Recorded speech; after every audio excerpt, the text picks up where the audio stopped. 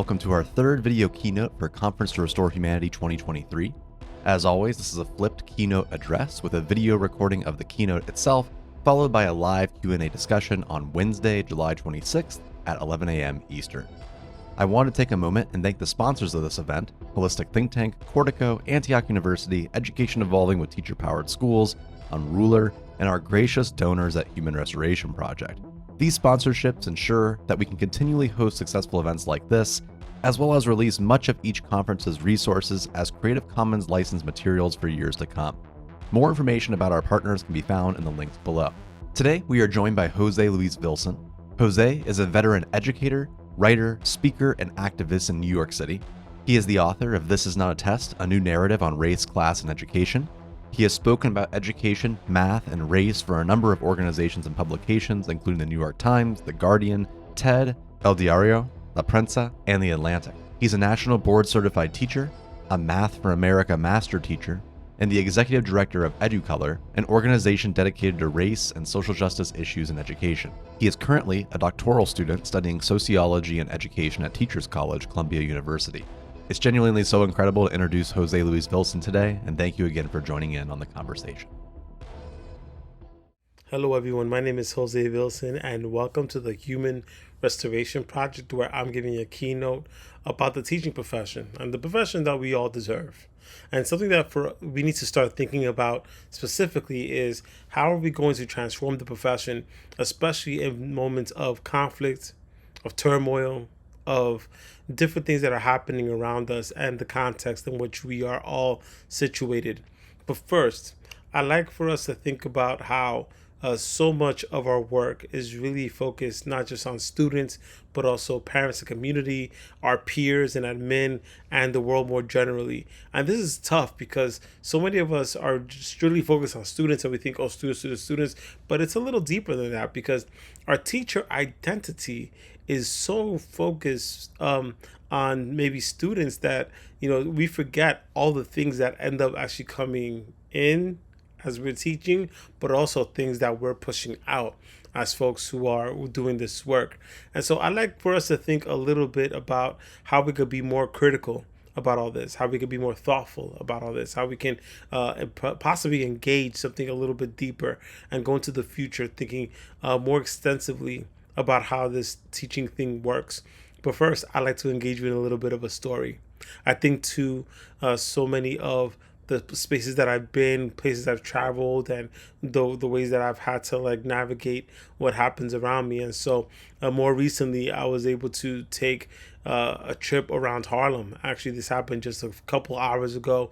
And we're walking around Harlem and something starts happening where, I know that I'm one of the facilitators and we're all adults, but I start walking from the back and letting people walk in front of me. It was weird because it was just like an automatic instinct for me to do, not because I'm so used to being in the back because of my last name, but because that's usually what my role was over the course of 15 years teaching students math. Whenever we went on trips, I was usually the person in the back trying to push people forward. And all along the way, even as I'm navigating through life, I'm finding myself in situations where, even though I don't need to do the teacher thing, I still end up doing the teacher thing. It's wild, and it becomes automatic, but it also speaks to how so many of the behaviors that we take on as teachers and to become part of our daily ritual. That is to say that we are truly about this life. And so there's a few things that I want to navigate here. The first is that as teachers, we can center ourselves a little bit. This is called my process for thinking about the development of teacher identity. So we start from the middle, and it's about us as teachers doing some inner reflection, doing some internal work, thinking about how we as ourselves are teachers. But of course, within that, it's worth inspecting that, right? Because not only are we just teachers, we're actually a bunch of different roles at the same time.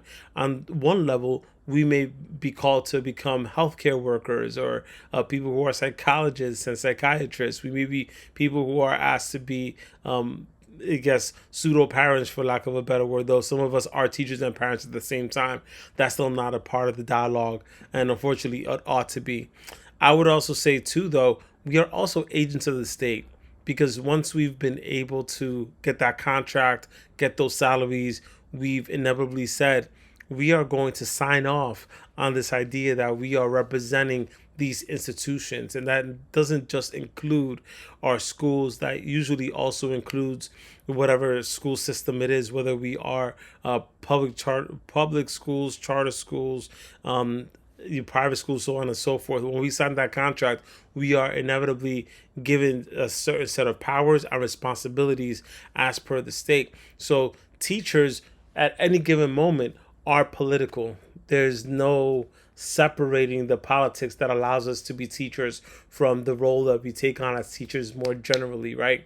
So that's just the internal stuff, right? And it's wild because what we also recognize in our own work is that even as we say, we're so-called just teachers, we are also sometimes creating policy right within our classroom. So how many times, for example, have you told people, well, I'm just a teacher, but then I don't get to create policy. But then within your own classrooms, you have 30 students who could literally start a revolution tomorrow if they really wanted to.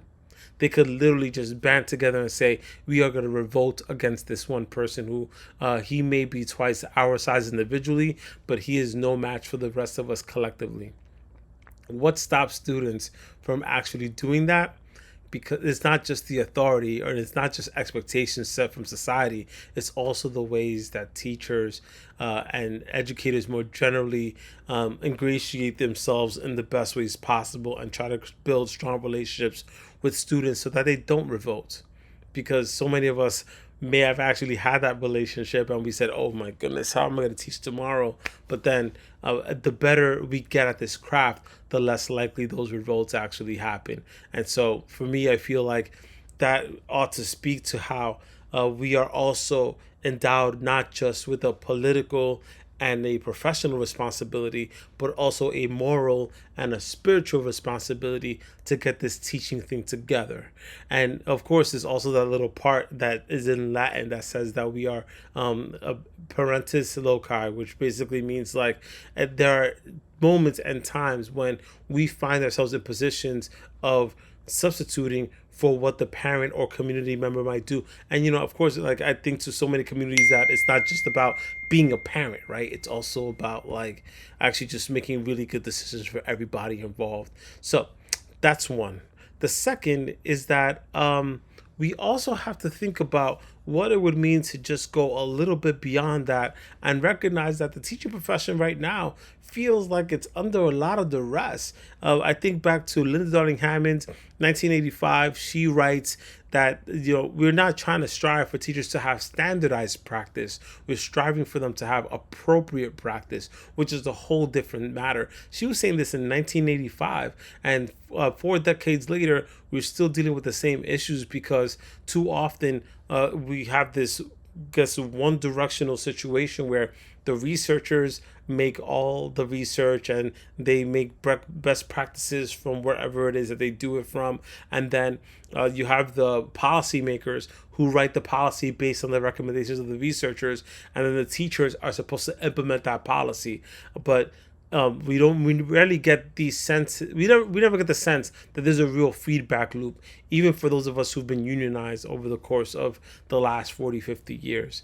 Now, all that said though, there's also spaces where we need to think about how we can be active agents in the ways that we work, and that specifically includes the classrooms.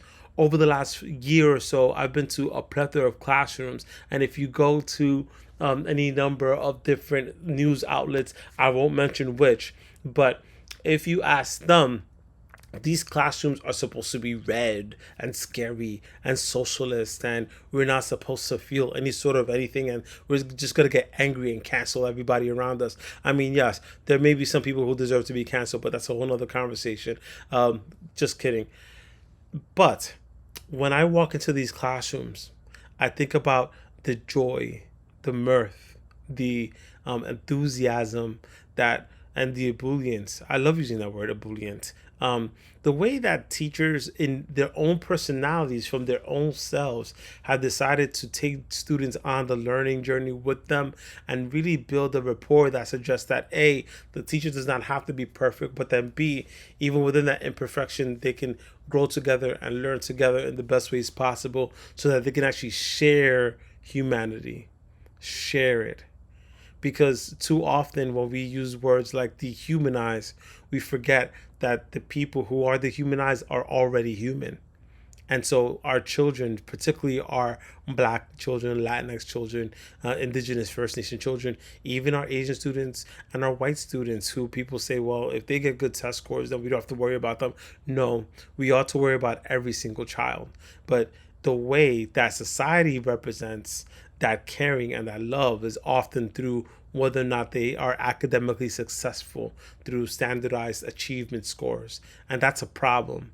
And so for us, we have to be able to consistently rethink what that looks like, make sure that the outcomes are good and fine, but also how are we going to engender some form of shared humanity, and how do we model that for each and every student that we have in front of us? Because as I'm looking at so many of our works, for example, we see policies now to try to diversify the teaching profession. But when you look at Black teachers, Latinx teachers, teachers of all stripes, the classrooms that I've been to, whether the students were predominantly white, were predominantly Latinx, were predominantly Black, so on and so forth, the teacher decided upon themselves to share with them how it is to be a good human being, and then continues to model that and demonstrate for them how to carve that road out for themselves, right?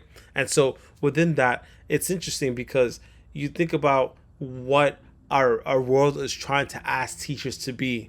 They're asking to be fearful, to be afraid, and fear is a valid emotion, but unfortunately, it often allows us to go against our minds and our hearts and the ways that we can approach this work in a really deep level. And fear, like any emotion, right? Any emotion could do this, but fear is particularly pernicious for us. And it often channels our greatest aspirations or our worst instincts, right? And so many of you have been called all these different names. You've been called a snowflake, a reverse racist, a groomer, an anti-American. You've been called lazy just for wanting safety protocols for your kids and for your communities. That's wild.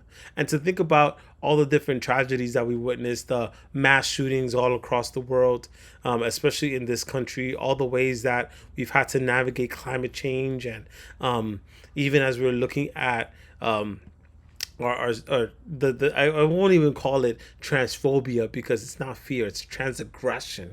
Or so many of our LGBTQIA plus students, and the ways that people are legislating their very existence out of our schools.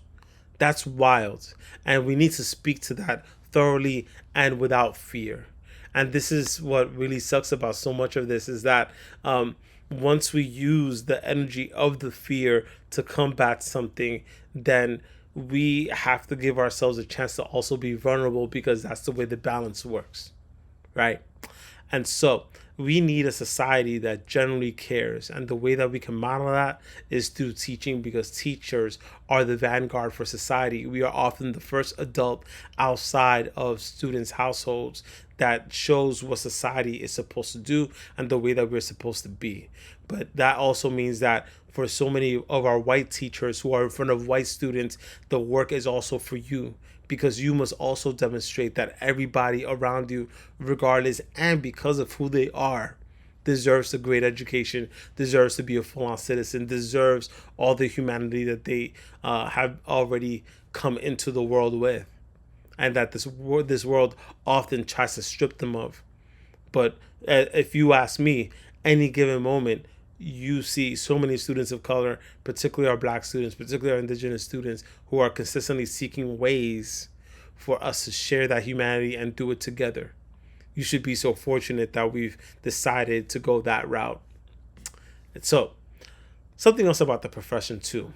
We recognize that teachers are leaving in mass, and that hasn't been remedied too much. And even though we do have a little uptick in college students choosing education as a field of choice, we also see that it's only been a small uptick as opposed to the hundreds of thousands of teachers who've left the profession since March of 2020. And people estimated anywhere between 300,000 to 570,000, and probably even more since then. And they've gone to any number of professions that have built up the skills that teachers already have. Being able to be a good time manager, a good project manager, a good person who can relate to other people, just folks who actually have really dope skills and put them all together and become teachers. Maybe you only want to get paid for one of those sets of skills and get paid better than you would as a teacher. But those of us who stayed in the profession see something bigger. But of course, it also means that because we've stayed, we also have to fight. And even those of us who've left, and myself included, that also means that I have to fight alongside you and listen to you and ensure that also you can be held accountable for ensuring that our kids deserve better. Because the pandemic was wild because, for one, we are not post-pandemic. I'll start from there. The second part is that we saw, especially education activists who were alarmists the whole time, we had often said that the pandemic only exacerbated the inequities. It didn't actually do anything to do it. I guess it didn't really remedy or create those inequities that were already there. So if anything, those elements that we kept seeing, whether it be students feeling depressed or mental health situations more generally with our teachers or extreme poverty, those were exacerbated by the pandemic. And even as we're so-called coming back to normal, this truly is a new normal, but it's not the normal that we really wanted after we had revolted so often in 2020. What does educational hope look like with all the things that I've said? And of course, I always think to students because, as I've always said, most of my work when I was a math teacher for 15 years wasn't even actually about the math. It was believing that students could do it. And within that belief, it wasn't just that I said, well, I believe you. It's like, no, I showed it and I modeled it every single day that I believe my kids could do it, not just despite who they were, but because of who they were. That's different. And when you look at the research and a number of teachers of color, you recognize that one of the first reasons and initial reasons why teachers of color want to stay in the profession is for their students. And the reason why they leave is never actually the student. It doesn't make a difference. Now, the other element too that's worth naming is that maybe the students can't read the way that you want them to, but they can read you. They can read how you make them feel. They can read how you make them think. They can read whether like you actually want to see them that day or not. They can read you. And so there's so many wars right now happening about the science of reading versus balanced literacy and all these different conversations. But for me, it all comes back to whether or not students feel like they're going to learn in your classroom, because how can they trust you with their brains if they don't trust you with their hearts? That's a big deal. Now, the other part too is that we need to be able to spread this out to so many of our peers, because squad is critical, y'all. We can't do this by ourselves. And even when we see the four walls around us and how they're often closed sometimes, when we open those doors and we look across, we look down the hallway, we hear our peers, we see our peers, we acknowledge them, but then we should take the extra step and build with our peers and try to find values that we can share in common about the way that we're going to work with our students, even if we have different personality traits. As an introvert, it was often hard for me to extend that hand out to other teachers, but then I also found myself saying, well, my students are getting this experience in this classroom, so I should at least try to ensure that they get the same experience in other classrooms where the teacher would actually build community with me. That's hard, but it's good work and it's necessary work. And this is the way that we hold each other accountable and we build with each other. The other element too is that we have to make sure that our school leaders and admin can be involved in that values driven perspective, because so many of our principals either have found themselves shut out of the conversation, or B, want to be shut out. But the ones who actually want to be involved and actually want to see that, it often means that they want to get into this work knowing that they're going to be teachers who have their back, folks who they can actually build with, as opposed to admin who, on the other hand, only focus on numbers, only focus on discipline, and rarely want to build community with us. And so being able to differentiate in that way, when you have admin who actually want to build in the ways that they do, it becomes even more powerful. It's almost exponential the way that admin and principals can actually build together when they have teachers who are also aligned in the same values. That's huge. Now, what that also means too is, by the way, that our communities can also get involved as well. One of the biggest tricks I used when I was in the classroom was trying to get my kids to get a good experience, because I knew that my kids were the biggest gossipers. And when they gossiped, they often told their parents, they often told the community, oh, that's Mr. Vilson, and we want to be in his class. And so my first time that I ever had a parent-teacher conference, I had 90 students. Out of those 90, I had 60.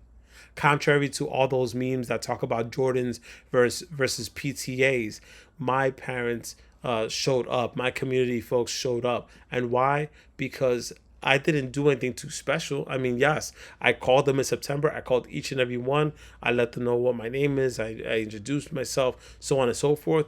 But then also, I tried my best to engender favor with my students through authentic, underline, authentic teacher relationships, student relationships, so on and so forth.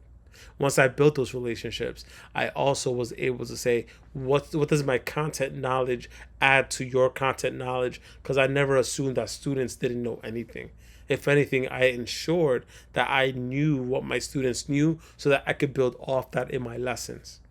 I left my lesson plans just open enough so that I was able to learn from them and then say, okay, now that I know you know this, let me figure out what I can fill in with so I can actually build with you. That's the way that we should be thinking about our relationships in schools, especially from a content and academic standpoint, because content knowledge is dope, but it gets even more magnified when we actually have strong relationships with our students as people, right? But unfortunately, so many of our politics don't want that. Now, I know there's a plethora of you who are in communities right now where everyone's only talking about the anti-truth movement. I don't even call it CRT. I refuse to call it critical race theory because I know what critical race theory is. Critical race theory is a legal body of work that talks about how institutional racism is baked into our very structures in society. And so in the way that we can combat that is through different works and the ways that we do things. Fine. That's what critical race theory is. But the way that it's been used, unfortunately, diverts us from the actual work that we need to do, because critical race theory, for example, is not wokeness. Those of us who grew up on 90s hip-hop know exactly what wokeness is. It is not that. Critical race theory is not social-emotional learning. Getting kids to actually feel things and let them feel things, and then teachers also feel things, that is not critical race theory. Any things related to diversity, equity, blackness, even Black History Month, Latinx, Hispanic History Month, Asian History Month. No, none of that is critical race theory. But unfortunately, it's all been baked in because people want to assault public education, and we can't allow that. That keeps us further and further away from the thing that we've been trying to do all along, and that is to build a shared humanity. I would allow us to think about how schools are sites for social reproduction, which I think so many conservatives actually know and know well.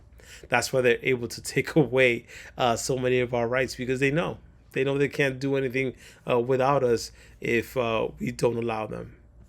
And so when we think about schools, I would challenge us to think about the word urgency, because even though people say, well, it's not urgent, yes, there's a certain structural urgency that I want us to apply, because We can't waste generations waiting for the pendulum to swing back on the side of justice. We have to force justice. We have to bend the arc ourselves. And that includes for so many of our students who are LGBTQIA+, our students who are Black and consistently under harassment and attack by any number of social structures, including our Muslim, our Buddhist, our Jewish, our Bengali students, any number of students.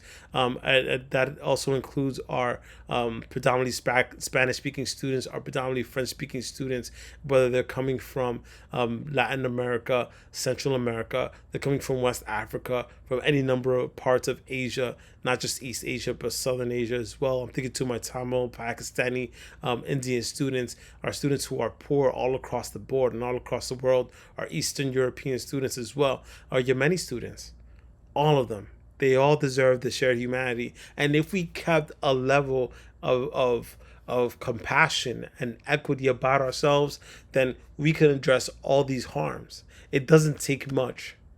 It just takes a really big heart and a really thoughtful mind. And then being able to align those things in the ways that we talk to students and about students and then with students. Because something that I recognized too when I was a math teacher is that, yes, I came into the profession specifically thinking about how social justice can inform how I teach, and then use that mathematics to be able to craft a new world for my students so they have more opportunities built out for them. At first, it was all about the high school dropout rates, and that was good. But then I built it out even further for me to think, well, it's not just about the rates.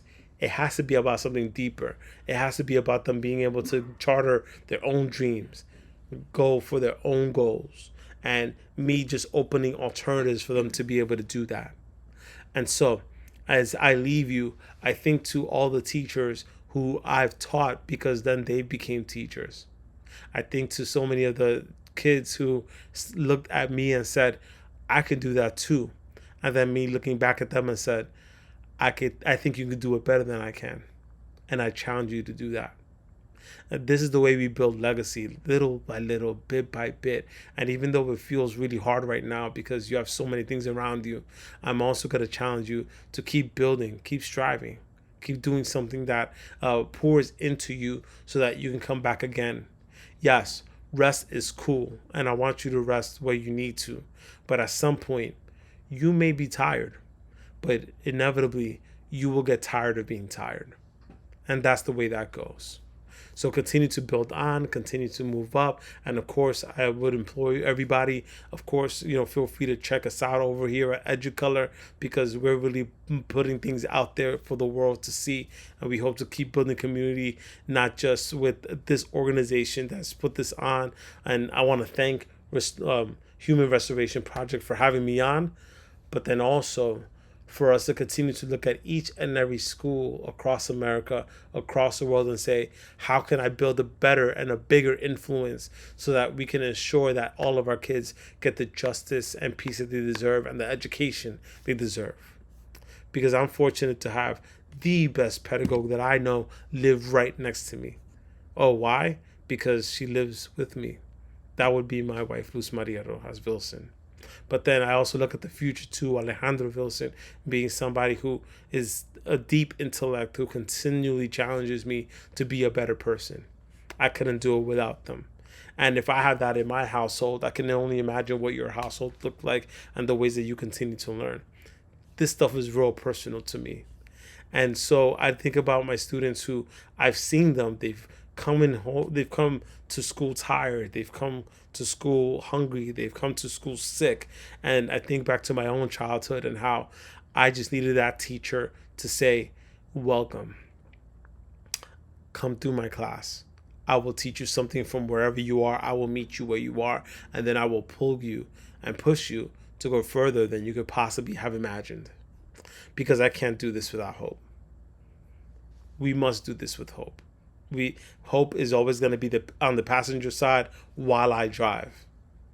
And as we're hoping, as we're building, as we're restoring humanity together, I want everyone to really think about what it means to be hopeful in times of peril, what it means to be human and actually have that shared humanity, not to rehumanize, because we never lost that humanity that first time. It's just that there are those of us who've decided that there are people who are less human than others, but the folks who have been subjected to that have always seen themselves as human beings and simply want everybody else to be challenged and thoughtful enough to see that humanity and then create policies around that. And I think the classroom is one of the best scenes for us to share that humanity together. I want to say thank you to everyone. I hope to see you at the Q&A. Take care.